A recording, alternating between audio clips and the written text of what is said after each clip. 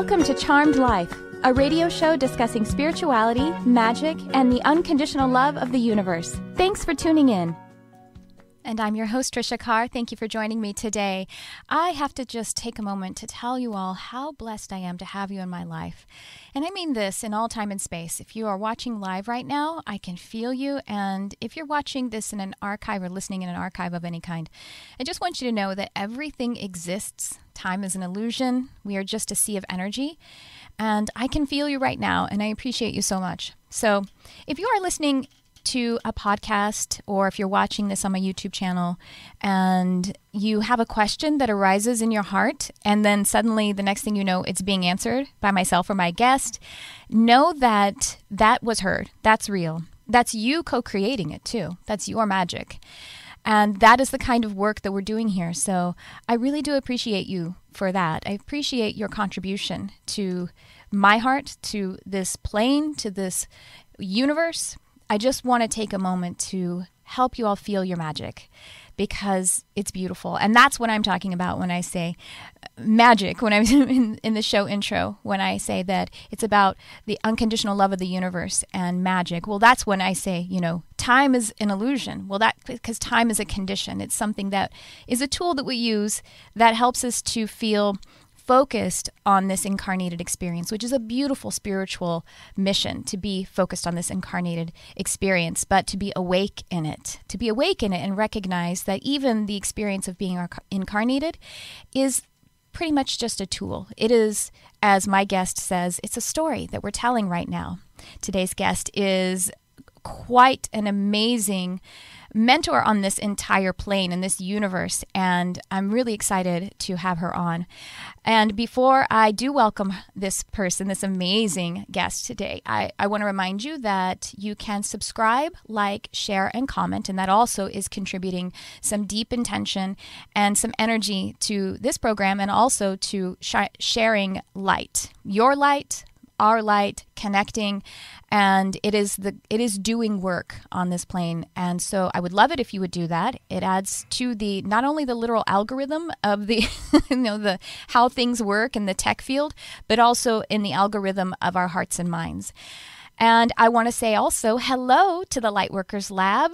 Hi, Lightworkers Lab. I am a teacher and a mentor a teacher and a guide, I should say, in the Lightworkers Lab, which is an online spiritual community. You can find the Lightworkers Lab and join for incredible free resources and powerful fellowship. And that you can find it by going to Facebook and searching the Lightworkers Lab. It is housed on Facebook. It is absolutely free, and it's just an absolute dream come true. And we're having live programs there every single night, taking, teaching and offering readings and different kinds of support. So I do hope you will find the Lightworkers Lab. And also my website is triciacarcharm.com. I have many services, one-on-one services, classes, and other programs up there. So I invite you to join me in any of those places. I look forward to it. We can get to know each other, like really, literally, we get to know each other, and I love it. So now, without further delay, I would love to welcome my guest today. She is a teacher and a mentor. She works with empaths, and she teaches us all about the abundance matrix. Welcome, Amanda Flaker. Can you hear me? Hey. Hey. How you doing? Great. How are you? Good. You look gorgeous. You look so beautiful. Thank you. I was thinking the same about you. Oh, thank you. Oh, we just show up to love on each other. Jarvis, you look beautiful too. It's my producer, Jarvis Essex. Well, Amanda, I just could not be any more thrilled to have you on today. The work you do is powerful. It's important. And like I said, you do talk about the abundance matrix. And while I was driving in today, just priming myself and listening to some of your work, and I heard come through from my guidance, she's an oracle. And I use the word prophet a lot, and it basically means similar to oracle. And you are an oracle, and you are really, really doing powerful work. So I thank you for that deeply. Thank you. Well, so let's tell everyone about, if you don't mind, can you share with us some of your journey and the work that you're doing? Sure. My journey kind of started and not pre-planned or pre-thought at all. I didn't have any clue that necessarily I would be doing this, although from the time I was really little, I always knew that I would be doing something big, and I interpret it in a much different way than it ended up turning out. But I essentially, about probably 6 or 7, it was about 7 years ago, 8 years ago, I guess now. Time just doesn't make sense to me anymore. But I just had decided that I was so done with everything that I had been doing up to that point. Like I just couldn't function in any sort of normal society or normal world, and all this sort of esoteric stuff and this internal world that I've had was always sort of hidden. I only shared it with a very few people, close friends. And I felt like always there was this internal world inside of me that nobody knew. Even my closest friends, even my family didn't really fully see it. And it just got to the point where it didn't work anymore. I felt like I was living a double life, but I also didn't know who I was. I was just really lost. And in some ways the most found that I've ever been. But what was happening is that I was just being taken out of the paradigm that I'd lived in my whole life, even though I always knew that wasn't my paradigm. There was never any time in my life that I felt like it was me. But I even think there was always such a deep sense of loneliness. And because I couldn't show who I really was, I didn't feel like I could. When I finally decided, like, okay, something has to change.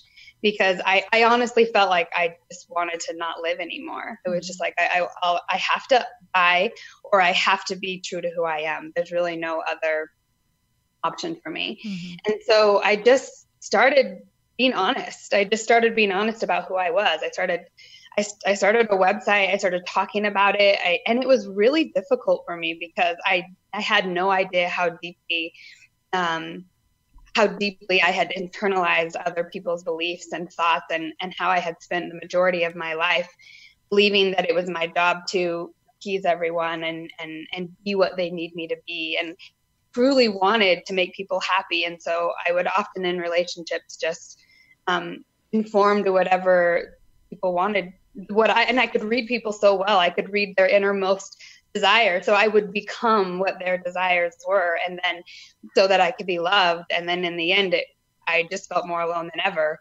And so I thought, well, who am I really? Like, who am I inside? What are my true authentic desires? And I realized that I didn't know. I really had no idea, because I had just internalized everyone else so deeply. And it was a lonely experience when I first woke up, I guess you could say. And for me, it wasn't, I feel like I've been awake my whole life, but I feel like what I would call waking up was just me coming out of the closet in every way. And just being authentic with the fact that most of what I've just gone along with, I didn't actually really believe, including my upbringing in religion. And I just finally had to just be honest. And I knew if I'm not honest, that whole saying, the truth will set you free, is so true, even though it was painful because I did lose friends. And it was uncomfortable for people for a long time to see me doing, and for a lot of people, it's just like, what are you doing? Like, what are you talking about? Why aren't you doing normal stuff? What are you doing? And it was really interesting because it was like, wow, I really have hidden this for so long, so deeply inside of me. But yet the people who truly did love me and know me not only stood by me, but were like, yes, it's so powerful to finally see you step into who you are and just say your truth and be authentic, even if to everyone else in the world it's weird or stupid or heretical. Or, I mean, I've literally had run the gamut in not just with friends, but with family and strangers. It's amazing. It's amazing what you get projected back to you when you first start stepping into your truth. And I realized on some level I had agreed to those things. That's why I kept it in. And so I had to realize I don't agree with those things. I have to be true to who I am. And the truth of the matter is, at the crux of it all, I just didn't want to participate in what I call Matrix, the program that I had been participating in. And when I really got down to the bottom of it, it was essentially a core belief in lack. Mm-hmm. that I wasn't enough, that there's not enough, and not enough love, not enough resources, not enough. And so you have to, only certain people can be worthy of love. Only certain people can receive. And so you have to prove your worth. And I was so deeply in that game. And I think part of that was because my father was really deeply entrenched in that. And he put that very strongly on all of us, all of his children, this sense of conditional love. And he didn't mean to. It just was how he was raised. And just the culture I grew up in and everything, it just deeply embedded the belief in me that I had to earn my worth. I had to prove I was worthy of love. And there were so many things that happened in my childhood that really hurt me on such a deep, deep level.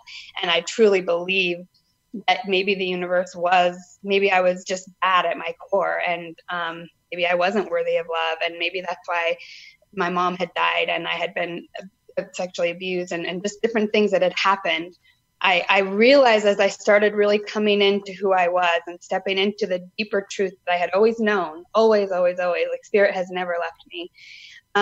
It was just, the difference was I was finally saying, no, I believe that inner voice in me over this program that I've been programmed with. I choose to delete that program. I no longer am going to believe that anymore. I have to break up with it. I'm not going to believe what I felt like my dad told me. I'm not going to believe the messages that I got from being sexually abused. I'm not going to believe the messages I received from my culture about worthiness. I know that it's not true. And so stepping into that, as I've been doing that more and more and more, and it's not like I never had, even when I was Christian, I was very much alive inside, but I still succumbed to the Christian world and the Christian culture. And I realized that like I was still stuck in that for the same exact reasons I felt trapped in any other reality in the world, is because unless you say certain words and agree to certain things, you're not accepted. And I realized even in that, when I came out, in my Christian friends, in the sense of like, at a core level, I don't believe exactly what you believe. And it was like, okay, well then we have nothing to relate on anymore. And so all that to say, lack to me is a belief in conditional love and a belief that there's not enough. And I think as simple as it gets, that is as simple as it gets when it comes to my truth, the truth that has been setting me free versus the truth, the program that enslaved me most of my life. And as I've been stepping out more and more and more and more and getting more comfortable and more secure in what I believe, and realizing that I'm not, that yes, I did lose some friends, and yes, it did cause some intensity for a while. Overall, it's actually set me free. And not only me, but members in my family have followed as well. And so that's sort of been, I don't know if I went too far with that, but that's kind of the journey and in terms of how it's been such a deep emotional one for me. And I've always been really sensitive and emotional. And so it hasn't, I don't really honestly feel like it's been easy, but it's definitely been worth the freedom that has come through just saying no. I just absolutely on every level cannot function anymore in that reality, and I won't. Yeah, you're singing our songs. Yeah, I relate to so much of that. I remember when you're talking about really feeling almost disowned from yourself, disowned from absolutely everything. And I remember going to counseling one time and saying to the counselor, I feel like I speak a different language than everyone else in the world. And the counselor said to me, well, you do, because you're really, like, the way the metaphor she gave me was, there's like a bell curve of how people kind of behave and experience this life, and you're like way off the bell. You know what I mean? Like your experience is really different than most people's. And I was like, I don't know if that's a compliment or a condemnation. Right. Depends on who's saying it and what their intention is, I guess. I could feel it inside myself, but one part of me saying that's a compliment and another one saying that's a condemnation. Because Yep, exactly. And not knowing who, you know, that just that feeling of abandonment and alone, because when as an empath or as a really sensitive person, and you're placing your focus upon outside of yourself, and so you literally have abandoned yourself, and you're the only one who can actually be there for yourself. That's who you're missing. Yep. And so now that's what I realized. Yes. More than anything, I would say that what I realized is that by what I had done most of my life is bypass my needs. I felt like if I could make everyone around me happy, then I would feel good, because I could feel everyone. I could feel, and I'm the youngest of a lot of kids, so I could feel my siblings, and there was a lot of trauma and a lot of pain. And so I remember even from the time I was very little, just wanting to soothe the situation, just wanting to just that soothing and find out, okay, how can I shift the dynamics to be more harmonic?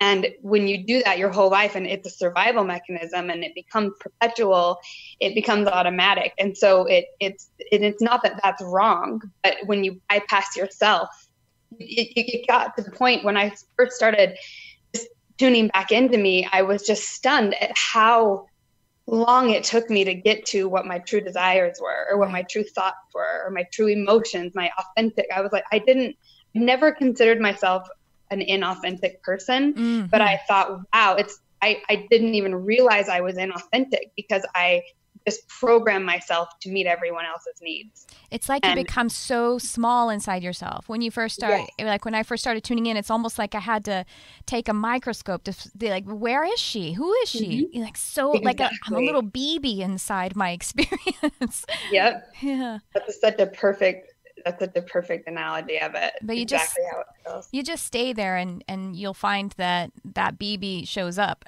and you can find her, and you know, it's so miraculous. The causal plane is so miraculous. You place your awareness there, and it grows exponentially. And you know, it's much easier than trying to create a baby or something like that, a physical being. You know, exactly. we can find who we truly are by just that beautiful subtlety of intention. I have to tell you something. I'm also the youngest of a fair amount of kids. I have 3.5 older sisters. There are 4.5 of us. A lot of trauma and abuse. My father was an alcoholic and beat my mother, and then there was, after we left my father, there was this narcissist that was my father figure. And so I, again, I came up in Christianity. I was very, very much into fundamentalist evangelical Christianity, that because I was I'm a spiritual seeker from day one, and that was the only paradigm that was offered me. And I did have a lot of spiritual growth, a lot. And I was connected with my inner being, but then there's all that dogma and there are all the limitations, and it just became a matrix that was too small for me. So I had to leave it. And that was scary, right? How scary was that? Oh, yeah. Really scary, because same for me. I've always felt like Jesus has been and still is my main guide, and not just guide, but I feel like, especially as an empath, like I think he was the ultimate empath, and just such an example of what it is to overcome a program. But the same thing, it got to the point where I just felt like Christianity was too small. And I went on a mission. I spent time in Italy on a mission trip with a huge Christian organization. And so I was pretty deeply involved. And so it was hard for people when I came out. It was really hard for them to see me as sort of leader in that space and then shift out of it. But it came down to, it's too small. Like I'm growing, and this is, I feel like even saying I'm a Christian, which technically speaking, you could probably say technically I am, because I actually literally believe that Jesus died and was raised from the dead. So, but I don't even like the word Christian, because as soon as you say it, Jesus wasn't a Christian, nor were his disciples. That wasn't a word that they used. That was a word that people called them. And so, but it now the word Christian is so associated with system, and that system was born in lack. And it's not the way. It was a pointer of the way, but it's not the way. And you have so many people so entrenched in that system that they can't wake up, because waking up means taking full responsibility and seeing and actually seeing the whole picture. And Jesus said, you'll do even greater things than I did. But I felt like in the Christian world, when I was in it, to say something like that would be blasphemous. Absolutely. Well, I know, right? To literally quote, not only that, something that, when we talk about, yeah, sure, you and I are healers, but Jesus never claimed to even be a healer and, of course, I don't believe that the book of the Bible that we have right now is infallible. That is ludicrous, because I can literally tear out 3 chapters and hand it to you, and it doesn't defy the law of physics and self-heal. You know what I mean? Like that's just logical. But there is some gold in there. And when the woman touched the hem of his garment and he felt energy leave him, and he turned to her and said, "Daughter, you healed yourself." He didn't say, "I healed you." He said, "Exactly. You healed yourself. You are all God's." And so I agree. And also this word Christian, or the modern Christian church, is something that was created by system about 300 years after Jesus was off of this planet. And it was calculated by Constantine, and this Bible that we have now was calculated and translated so that we could take out certain truths as a way to actually control the masses. And so in a way, like, it's not, maybe there was a bit of, you could say on the bright side, maybe there was a bit of responsibility there, that they were trying to say, hey, these people need help, and so we need to give them something. But ultimately, it was asking them to place their sovereignty without, which is exactly what we're talking about. It's what we did. How's she feeling? How's she feeling? How's she feeling? We forget how to ask how she is feeling. The first she. Exactly. It's serving the system, letting the system be your master, rather than letting your heart be your master. So, yeah. And I remember growing up, because I grew up in Utah, and my family was Mormon for a while, but I was never baptized Mormon because my mom left before I was 8, and you get baptized when you're 8. But my dad was a fundamentalist more. It's a kind of a long story, but my parents were polygamists. And when my mom came out of it and divorced my dad, I was really young, but my dad was really in the church. He was one of the 12 apostles of this break-off church from the LDS church. And my uncle came into town to kind of help my mom get away from him, and he's the one that introduced her to Christianity, kind of born again Christian sort of idea. And so I mainly grew up in that. But I grew up watching my uncle and my dad literally screaming in each other's faces over who had the truth. My dad saying Mormonism is the only truth, and my uncle saying Christianity is the only truth. And I remember as a child watching it and thinking, you're both assholes. But neither one of you. Jesus would not do any of this. That's what I thought. I remember thinking, neither one of you are following Christ right now. And it's just, you're bringing war to the family. And I saw it from the time I was very young. I'm so sensitive to that type of arguing over who has the truth. I have no tolerance for it because of how I grew up. And even as a kid, it started unwinding for me. I remember just being in Sunday school lessons and thinking in my mind, that's not right. That's not right. That's not what Jesus did. That's not what he said. And so my inner guidance was always telling me that, like you said, there's great things in it. And I'm so grateful. I wouldn't change it. I wouldn't change anything about how I grew up. I wouldn't change anything about my experience in Christianity. But the best thing I ever did was drop the title of Christian. That set me free. I agree. And it's interesting that we're talking about this. I didn't even expect that we would be talking about this. But apparently it's what Jesus wanted. Exactly. Jarvis is also an expat. He's an expatriate of the church, so he's with us. But I actually was just thinking about it last week, and feeling like, I'm a Christian, and then I'd be like, no, because that word doesn't really mean what I mean when I say Christ consciousness, and Jesus as a master guide for me is my heart. You know what I mean? So the word just doesn't make sense. So, and you know what? Early on in my sort of awakening, metaphysical opening, whatever process, And I had, I left the church when I was about 20 or 21 or something like that. And when I left, I sort of took with me, but I own everything that was real about it. And so I would still pray sometimes in the same language because it worked for me. And in a way, it's like now the way that I meditate, there are certain things that I do that cue me to be in connection. It's a kind of energy treating upon the self. But I kind of like left it. And then I started to adhere to this paradigm or this matrix basically of beliefs about how anything that is spiritual overtly is a crutch, and so I definitely put a lot of that away. Anything that was the gold that I may have gotten from Christ consciousness. And so when I was coming back to the fullness of who I am and it doesn't matter what someone else thinks, it's all about who I am and how I experience the spiritual side of myself.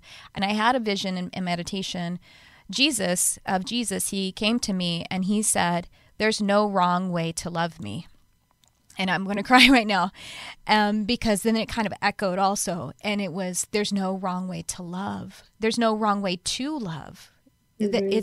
It's when love is the goal, or like seek ye first the kingdom of heaven, which is basically unconditional love, then all of these things will be added unto you. And there's no wrong way to get there. And there's no wrong manner to do it. There's no wrong method of loving. Yep. When it's true love. Because there's only there's the vibration of love. And that you can take any route to tune into that, but you can't fake it. You can't fake that actual vibration, you know? So whatever it takes to get you there, to open your heart up, to get to that space of unconditional love, it's going to be different in everyone's journey because we all have blocks and wounds in different ways. And so something that may work really well for someone else may not only not work for me, but be actually detrimental. Mm-hmm. And, working with empaths, when I work with empaths and, sensitive people, highly sensitive people, because, creative artists are also functioning in the empath kind of function. And these sensitive people, I tell them that you came in as an expert feeler and you've maintained this natural ability to be an expert feeler. So as an expert feeler, it's really easy to feel absolutely anything. And the easiest thing to feel is love because it is the highest, biggest, smelliest, loudest, brightest vibration. So you're safe no matter what. You can use that heart that is so tuned in to anything that it wants to. And all you have to do is tune into that simple frequency of love. Yep. And you actually, I would love for you to talk about how evolution is really calling forth empaths, and that the empath function is in high demand. I've heard you speak of this. Well, I really truly believe, as a species evolves when it needs to, it's either going to die or it has to develop something to continue on. And consciousness evolves, and we know that, and it expands. Just look at, where we are now compared to where we were even 30 years ago, and 100 years ago, especially. People like you and me were still being killed. Mm-hmm. And so I believe that what's happened at a deep level is that in our recorded history in the last 2,000 years or so, first of all, we don't have the full picture of what's actually happened. So we pretty much have the stories and the program of war. Humanity has been at war with itself, period. And Jesus came in at a very crucial time to show one of the most important messages, which is the only way to overcome war is through love. You have to love your enemy, because if we keep playing this eye for an eye game, we're going to destroy ourselves because we're the same. I'm you and you're me. And so I believe that the reason why humans at that time couldn't really access the knowledge of our connectedness is because from a consciousness perspective, they really weren't as finely tuned to the heart because the heart was broken. The heart had been completely shattered, the human heart. And so the heart's been slowly pulling itself back to itself, its wholeness. The heart will always seek to be restored because we will not function. We are only functioning subpar without our hearts, without our fully restored hearts. And that's why I think it's crucial that one of the very first public things Christ ever said was when he read from the scroll of Isaiah, and he said, the Spirit of the Lord is upon me because he has sent me or anointed me to heal the brokenhearted, set the captives free, release from prison those who sit in darkness. In other words, heal the heart. Yes. It's time that we heal the trauma that's happened. And so that's when it sort of first began. And since then, we've been having empaths incarnate. Jesus, I don't know that Jesus was the first, but just one of the ones that we know in our recorded history. Sure. Empaths coming in to restore the heart, because the wound has to be witnessed. And I think when we don't understand what we are, how we function, it's so confusing. It's just like, why do I feel everything? It seems like it'd be so much easier if I could just turn it off and go on, just do what everyone else does, just sort of ignore the wound. But as an empath, you can't. And by very nature that you can't ignore the wound means that your whole soul purpose starts orienting around that. Because if I'm going to function and thrive in this world, I have to care about my heart. And when I care about my heart, I'm caring about the heart of everyone, because I'm feeling everyone. I'm connected to everyone. And so for me, when I decided, okay, I have to be true to my heart, that process for me set me and so many people free, and continues to do so, because the evolution part of it, like you said, is I think right now we have hit critical mass. Yes. In the sense that the world for this whole time in this recorded history that we have has been under the dominion, or the program, you could say, in the matrix of lack. Has been deeply programmed. The mind has programmed that in there, that there is not enough, that we're limited, that there's only this life. There's no concept of eternity, of infinity, of infinite potential. And things like the computer and our technology that we have has started to help the brain, the mind, see, oh, wait, there is another reality. There is an unseen reality. We can connect to people across the planet in an instant. That's all a reflection of what we are and what esoterics have been talking about this whole time, what Jesus talked about. But without the technology, the mind could kind of scoff at the heart and be like, oh, ha, ha, ha, you stupid people that believe in an unseen world, But now we know actually it's true. And it's hit critical mass in the sense that people are waking up in droves. It's unlike anything that's ever happened again in our recorded history. So, and I think more and more is going to be coming out about our real history and technology that we've had in the past. And so the role that empaths play in that is that we are an example of what it means when we tune into the heart, when we allow ourselves, our finely tuned instruments, to be finely tuned. In other words, not go with the lack programming, not go with the idea of numbing the heart, but actually tuning it on more, tuning our sensitivities more, becoming more awake. We actually are that touch point for humanity. And we start lighting up that grid, because the heart is more powerful than the mind. You probably heard me talk about that a lot. I always talk about that. Yeah, say it again though. 5,000. Please say that again. Yeah. So the Institute of Heart Mass is where you can look at this information. But they've proven that the heart is 5,000 times more magnetically powerful than the brain, and 60 times more electrically powerful than the brain. And so, and also now that we have the concept of our electromagnetic field, we know that's the real thing. That is literally how we function in this matrix, that we are emitting energy and we're magnetizing energy to us. And when we do it from the heart, when we're coming from the heart, literally we're 5,000 times more powerful in our magnetism, and 60 times more powerful in the way we emit our energy. So I love that picture that you have up of the toroidal field, because that's how our real internet works, right there. That's what we're programming with our thoughts and our emotions. And that's what we're then reflecting our reality back to us. And so I truly believe that being an empath is tuning into our real technology. And the more of us that do it, the more we're going to see how our technology actually works. And we won't need the systems. And that's why there's this stronghold on it, because the systems, just like church or the internet or any system that we set up to help us, if we believe we have to have it or we won't survive, that's when we go to war.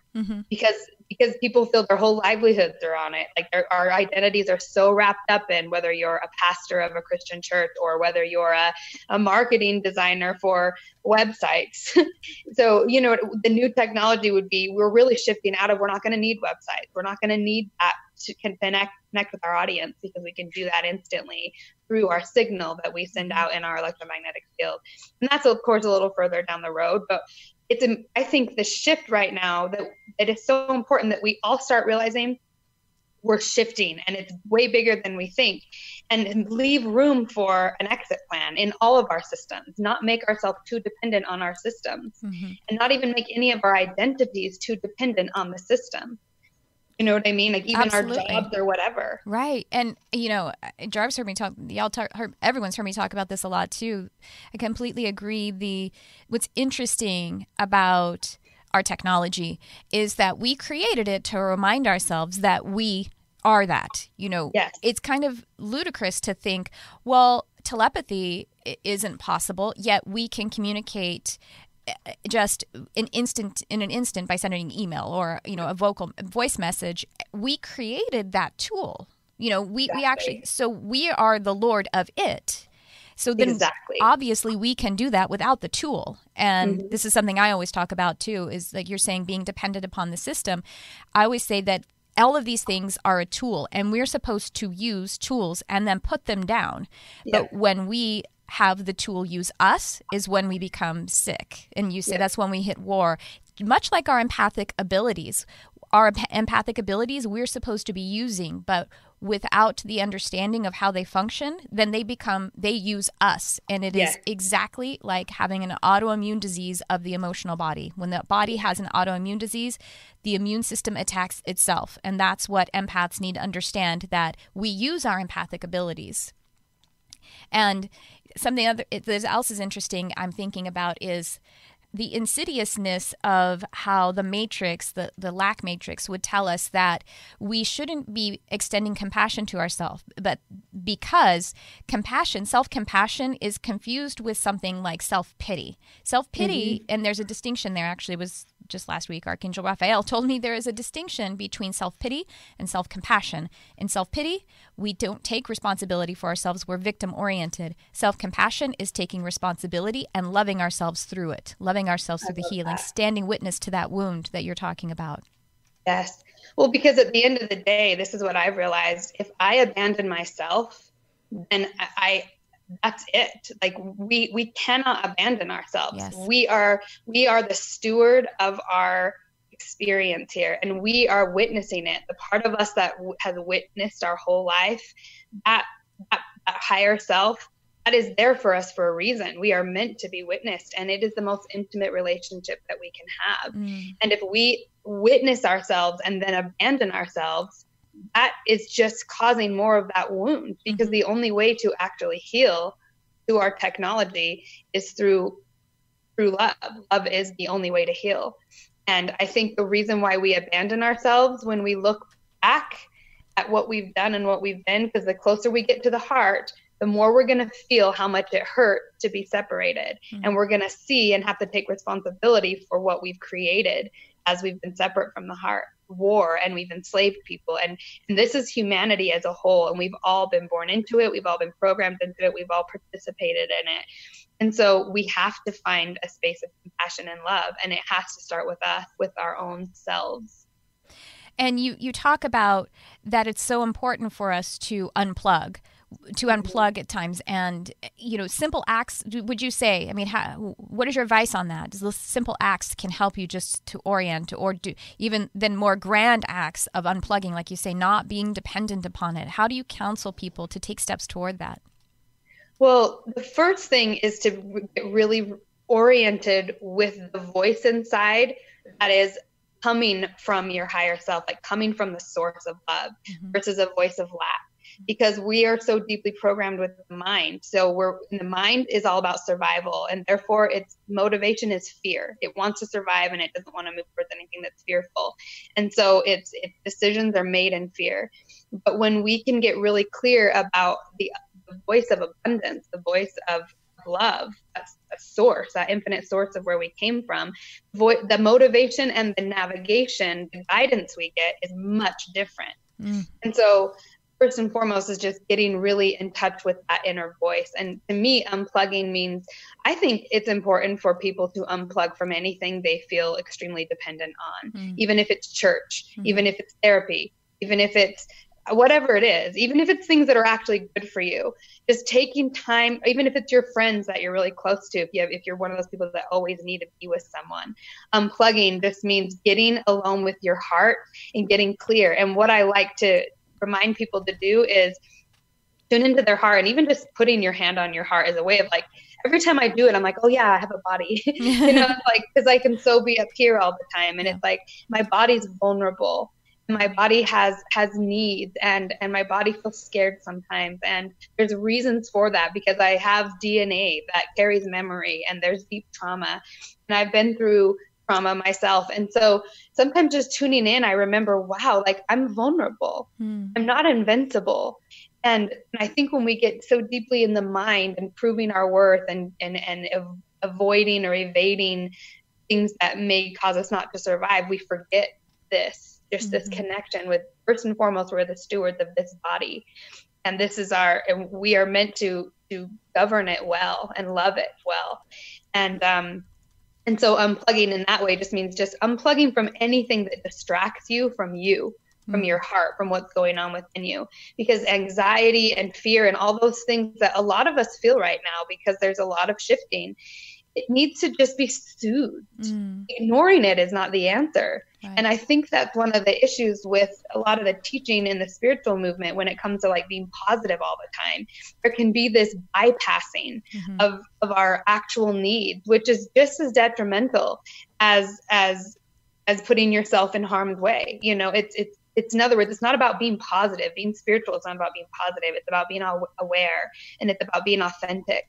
And so when you can witness how you truly authentically feel without judgment, and be honest about your vulnerabilities, that soothes the electromagnetic field, and it causes there to be trust and intimacy with you, your body, and your internal voice. And there needs to be that intimacy. And usually when we're separated from our hearts, really we're in self-conflict. There's always this inner war going on, because we're at such a deep level just not accepting what we are, which is human, and therefore vulnerable. Vulnerability is the gateway, it's the pathway to transparency, to authenticity. Because it just is, it's just the catalyst, or it's the switch over to it. And being vulnerable, being authentic in that way, being vulnerable, which switches you into authenticity, that in itself, activating that frequency, just like anything else. Like self-abandonment is just activating abandonment, and that's what you're offering the field then.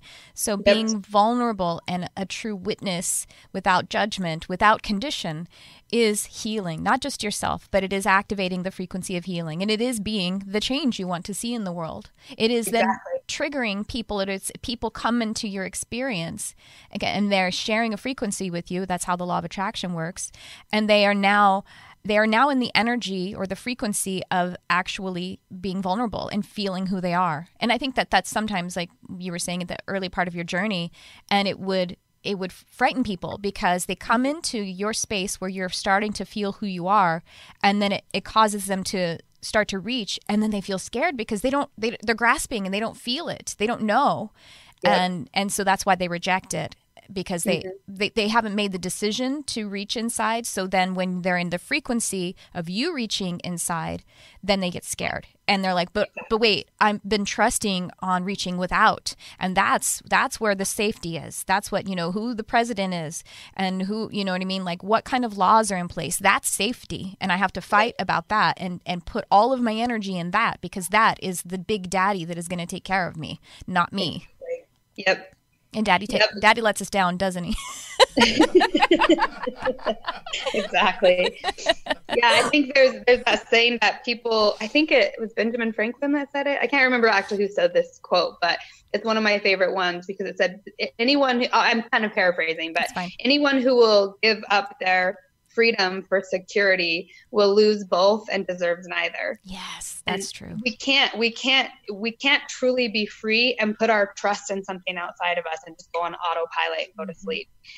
That's appealing and comfortable if you don't want to have to take responsibility for the human experience, for your emotional field, and being honest about what you're creating, because so often when we just ignore what we feel. Oh, I love that you found the quote. It was Benjamin Franklin. Jarvis is good like that. I love that. When we just ignore how we feel and we're not honest about it, we just are in denial, but those things still there and they go subconscious. Mm-hmm. And that's how our shadow's created. And mm-hmm. it is creating and doing things all the time. And that's the biggest thing. I think a lot of empaths, when I work with them, when they're first waking up, they're shocked to realize how much darkness they have inside of mm-hmm. them. Because they've so identified with being a light worker and being a good person and being the sensitive one. But they also have just neglected and suppressed so much of their true authentic feelings, especially the ones that don't feel good to feel, like when you have negative emotions towards somebody. And we're not meant to identify with our emotions. They're just messengers. Mm-hmm. And so part of all of this is just understanding how emotions work and what their function is, and not identifying with them like, that's me. If I'm sad right now, then that means I am sadness. Mm-hmm. Emotions are just a vibration. They're just a state of being, and they're meant to help our vibration heal. They're meant to show us. The reason why we feel emotions is because the only way we can discern where we are in relation to where we want to be. The mind can't do that. The mind doesn't have the ability to discern without feeling, because it can only rely on the past, mm-hmm. on knowledge from the past. But the heart can discern. Mm-hmm. And the only way to really discern is to feel and then think about how you feel mm-hmm. and determine and discern where you are in relation to where you want to be. We have to know how to do that, how to read emotions. Yes. I am not my emotions, but they are mine. This is an affirmation that actually came through the other day while I was in session. Yes, I am not my emotions, but they are mine. And because they are messengers, and they are important messengers. Mm-hmm. And this is something I think that sensitive people that are healing, that when they're kind of heading in, or when let's say they're avoiding some healing, it's because they're afraid to feel emotions, as the emotions that are in that shadow, or from past trauma, because the belief is put it away, because then we're going to experience it again. We're going to become injured by feeling those emotions. But the fact is, you have them all. You're already at a state of injury, so you've already mm-hmm. stored all of that stuff away. So we're not going to go in and have the sexual trauma again. It's already happened and you're holding it. So we want to shine that light on it, that shadow, and then we release it. And I get it, because there are some kinds of counseling and talk therapy and all that kind of stuff, depending on the practitioner, depending on the actual, doctor or whomever, who do ask people to wallow and re-injure themselves and wallow and wallow and wallow in it, rather than just moving through it, listening to it with compassion. Right. And I think the key to letting it go is changing the programming, because a lot of how I can't speak for everyone, but for the example with sexual abuse, a lot of the emotions cause you to trigger beliefs about yourself that are really negative. And that's actually what's painful. It's the belief we're having about the experience or about the emotion is what hurts versus the emotion itself. And so by allowing ourselves to truly feel it and really think, okay, what is it that I'm feeling? Okay, it's shame. Why do I feel shame? And when you go into it, it's because of a belief often that we've agreed with at some point, mm-hmm. that I'm not enough, mm-hmm. that I did something wrong, that I'm bad, that I'm unworthy of love. And so when we can go in and feel it, it's like not only witnessing the wound and witnessing what actually happened in that moment, but the transference of the belief. That moment, that seed of darkness, so to speak, was implanted, was when I believed, yes, I am unworthy of love. Yes, I am a bad person. And that seed of darkness had to be pulled out. And I had to replant the belief that I'm worthy of love. And the interesting thing is specifically the being worthy of love thing has been something ever since my mom died, that really I just struggled with at such a deep level, just feeling unworthy of love. And I remember one time I was praying and I was just crying because I just had felt so alone. And I heard the voice of God, I guess, in my mind say, why do you think your name's Amanda? And I thought about it for a second, and the name Amanda means worthy of love. That's literally what the name means. Wow. And I heard him say, I wanted your mind to know it, even if you consciously don't know. Every time that someone says your name, the universe is reminding you and speaking out loud, affirming that you're worthy of love. And I just was like, wow, it's so powerful. I'd never really put that association together. I knew what my name meant, but I didn't. It's like literally my name is key to my healing. Wow. And your mother gave that to you. Well, Yes, your father, exactly. I guess, possibly too, but your mother definitely did. And she gave that to you. And from that soul level or higher self level, knowing that that was what was going to sustain you when she was no longer physically here. And that's incredible. Yeah. Jarvis and I are both crying, just so you know. Oh. Yeah. I have had moments, a few moments like that. One other one that I'll share is when I was in Italy. And it's actually, Italy is what I went on a mission trip. And I was there for almost a year. And it was the first time I'd ever been away from Utah, away from my life. It was the furthest away I'd ever been from my family. And that's when I started healing. That's when all the pain started coming up. That's actually when I first told anyone about the sexual abuse that had happened. Mm-hmm. No one knew. I had never told anyone. It was a family friend. And in Italy is when it started coming out. And I thought, what is wrong with me? Because I'm supposed to be here, like preaching God's word, and I'm falling apart inside, and I can't even. And I missed my mom so much. I had never really grieved her death, because after she died, I moved in with my dad, and he sort of was very anti-therapy or anything, and just never mentioned her. Never asked me how I was. Never said a word.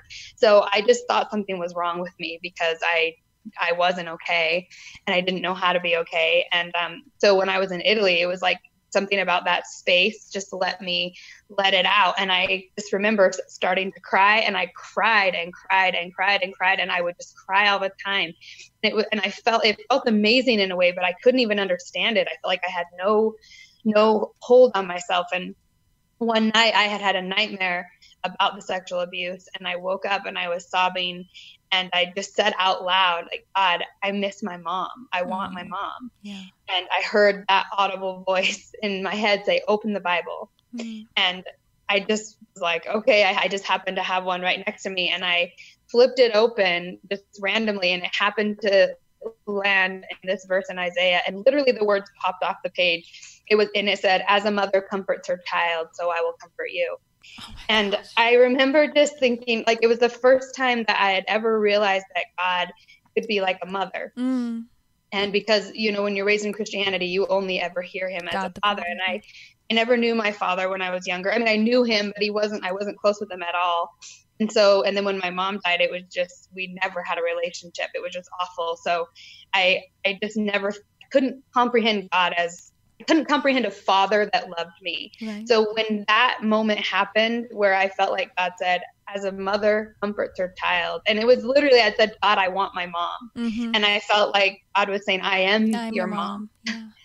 And I am holding you. And the verse goes on to say how, like, I will hold you at my breast and it nurture you. It just was the most beautiful verse. And I remember that was one of the first times that I had ever really felt like, wow, like, I am loved. I am intimately loved. And it's not because of anything I've done or because I'm worthy of it or not. I just am. You just are. Yes, I am. Yes.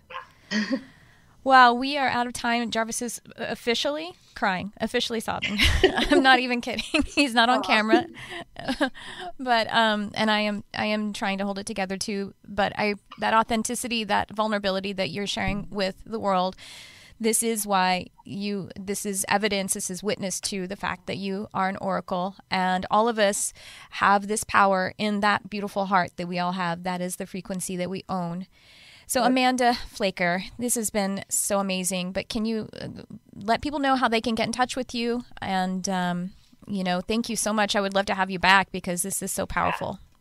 Yeah, this has been really fun. Thank you so much for having me. My pleasure. So I have a YouTube channel. You can find me on YouTube if you just Google Amanda Flaker. I talk a lot about all my stuff. It's a great picture. Yeah, but I also have my website is abundancematrix.org, and that kind of goes into the essence and the essentials of it all. And the main point is make a conscious decision to break up with lack and choose abundance, because we're the ones programming this matrix. Not meant to be our master. Amen. And we are officially out of time, but I feel called to just say a prayer in this moment together. If you guys would join me, just extending so much gratitude and appreciation for the time that we spent together this day. Thank you so much for the ability to feel our own hearts and to know our own light, because it is the light of God. And we say thank you and amen. Amen. Thank you. I've loved it. Thank you so much. Thank you so much, Amanda Flaker. And again, I do hope that maybe we can do this again sometime. Let's do it. I would love to. I feel like we could talk about so many different things. I know, like for hours and hours. Yeah, definitely. All right. Well, and thank you everyone for joining us today on Charmed Life. I will see you next time. Thanks for tuning in. I love you, whoever you are.